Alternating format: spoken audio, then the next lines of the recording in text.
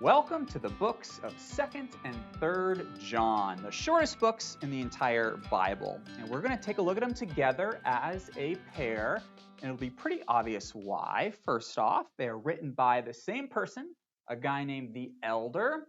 Now, let's take a look at the Elder's opening greeting in these two letters. Here are those letters side by side, 2nd John and 3rd John. 2nd John, the elder is writing to the elect lady. 3rd John, the elder is writing to the beloved Gaius. And look how short these two letters are. 2nd John is only 245 words in the original Greek. 3rd John's just 219 words. Very short letters written by the elder. And the unanimous testimony of the early church is that the elder is John the Apostle, and this is affirmed by Irenaeus, Clement of Alexandria, Origen, all of our old manuscripts. So we're going to go with John. Now, John wrote his first epistle, 1 John, to his own church, but he wrote these other two epistles to two different churches, probably in the region of Asia Minor. And this makes sense because John moved from Judea to Ephesus after the Jewish War in 66 to 70. So who are these churches that John is writing to? Well, one of them is led by a guy named Gaius. Now, there's a lot of Gaiuses in the New Testament. There are 5 Gaiuses to be exact, and it doesn't seem likely, however, that our Gaius is the same Gaius as those other 4 Gaiuses. Try to say that 5 times fast. Well, anyways, our Gaius, he probably led a little church which met in his home, or maybe he was the host of that church. But the elect lady here over in 2nd John, she's a little bit more tricky.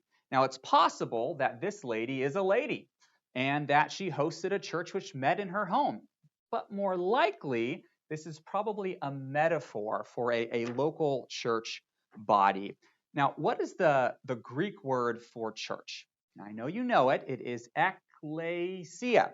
And ekklesia is a feminine word in Greek, and a number of biblical authors will refer then to the church in feminine terms. I mean, think about Paul in Ephesians 5, right? He compares the relationship between husbands and wives to Christ and the church. And then John, same guy, in the book of Revelation, chapters 21 and 22, he calls the church the bride of Christ.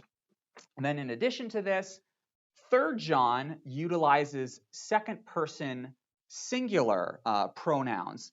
It's writing to a single individual, you, Gaius. But 2nd John uses second-person plural throughout the letter, as in, possibly an entire church body. But then the real clincher here is at the end of 2nd John. The children of your elect sister greet you. Let me show you what's probably going on here in the letter of 2nd John. So what we probably have is one church and the members of that church sending greetings to another church and the members of that church. Does that make sense? Okay, we're all clear. We're all on the same page. Well, unlike 1st John, these two letters, 2nd and 3rd John, mercifully follow the first century Greco-Roman letter format to a T. It's beautiful. We have an opening salutation, and then a thanksgiving and prayer. Thanksgiving and prayer. We got the body of the letter here, and then a very clean closing greeting. Now, notice the similarities between these two letters. John is going to say that it's written to the elect lady whom I love in truth. Gaius, I love you in truth. And then in the Thanksgiving section, he rejoices that your children are walking in the truth. He's going to rejoice that my children are walking in the truth. And then if we go down to the closing, they're exactly the same. I have much to write to you, but I would rather not use pen and ink. Therefore, I hope instead to see you face to face, that we can talk. And then members of my church greet you.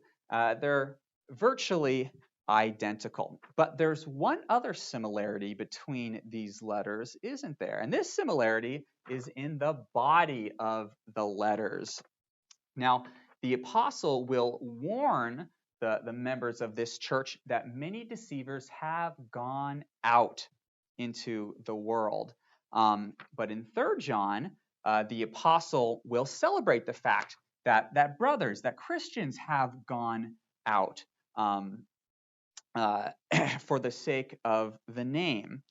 This is the same Greek word in both letters. To go out is exerchomai, ek being out and erchomai being go, to go out. So in many ways, these two letters they make such a great pair that they're kind of equal and opposite, if that makes sense. Deceivers gone out, brothers have gone out.